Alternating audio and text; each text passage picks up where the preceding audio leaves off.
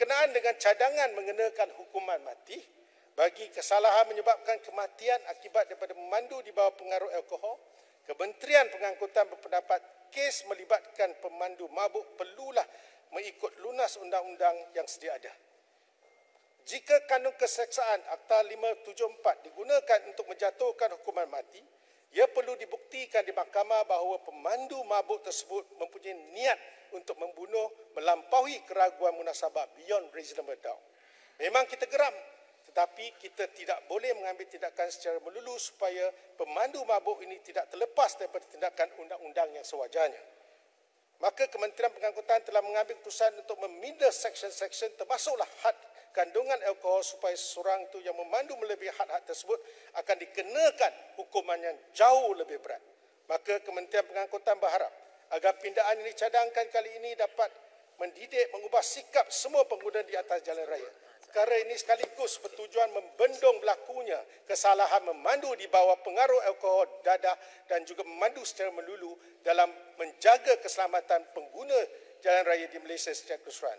Dalam masa yang sama, Kementerian Pengangkutan berpendapat bahawa selain daripada langkah-langkah undang-undang, program kesedaran dan juga pendidikan perlu juga digandakan.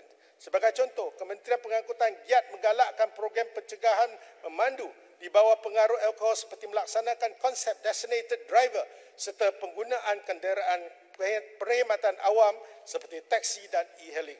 Dengan adanya usaha-usaha holistik ini, Kementerian Pengangkutan berharap isu dapat ditangani untuk menjaga kepentingan dan keselamatan semua pengguna jalan. Terima kasih. Terima kasih. Sila Arau, soalan tambahan pertama.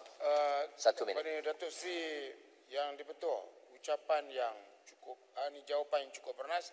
Terima kasih kepada Kerajaan Perikatan Nasional yang begitu komited untuk menyelesaikan, untuk menangani masalah isu pemandu mabuk.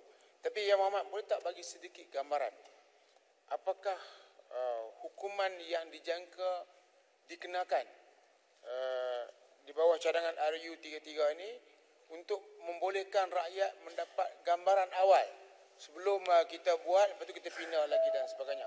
Oleh kerana Yang Berhormat telah memaklumkan bahawa kita tidak mahu meminda kanun kesiasaan, walaupun ada negara berbuat demikian yang demikian rupa seperti Perancis dan lain-lain lagi, mereka buat di bawah kanun kesiasaan, pindah ke kanun kesiasaan.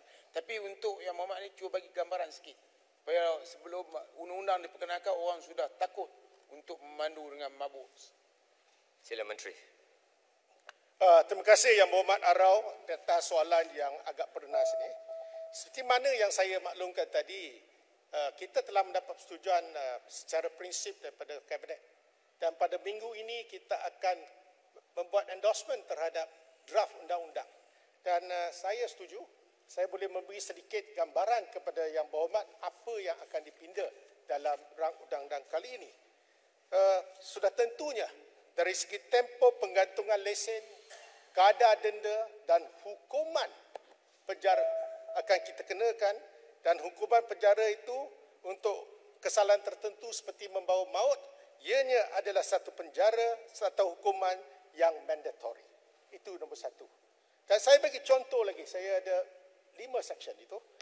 Seksyen 44. Kalau kesalahan, kalau ikut apa yang ada sekarang, hukuman ke atas kesalahan di bawah seksyen 44 berkaitan dengan kesalahan memandu semasa di bawah pengaruh minuman yang memabukkan atau dadah yang menyebabkan kecederaan kematian, ianya tidak ada perbezaan kalau ikut undang-undang kali ini. Tapi dalam seksyen 44 kali ini, kita akan memasukkan, bezakan kalau suatu kemalangan itu mabuk maut dengan membawa kecederaan, dia akan dikenakan hukuman yang berlainan.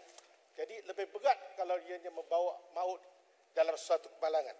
Jadi di bawah seksyen 44 yang baru, kita sudah mencadangkan, sebagai contoh, kadar penjara maksimum ditetapkan pada masa ini ialah 10 tahun, dengan pindaan kali ini, ia akan ditingkatkan kepada 15 tahun, dan untuk kesalahan pertama, dan 20 tahun jika disabitkan kesalahan bagi kesalahan yang berikut.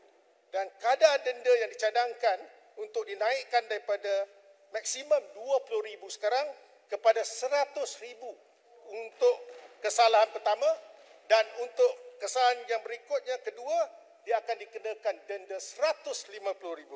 Tempoh penggantungan lesen juga dicadangkan dinaikkan daripada 10 tahun kepada 20 tahun.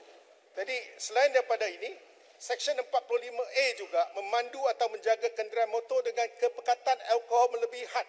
Hukuman penjara akan dicadangkan untuk dijadikan sebagai satu hukuman mandatori kepada mereka yang disabitkan kesalahan di bawah seksyen ini. Ini bermaksud kita serius. Amaran kita ialah kalau sudah mabuk ataupun mengambil alkohol, jangan memandu. Dan kita tak mencabuli hak orang lain untuk minum. Tetapi bila dah minum, jangan bawa. Ini akan memudaratkan orang lain.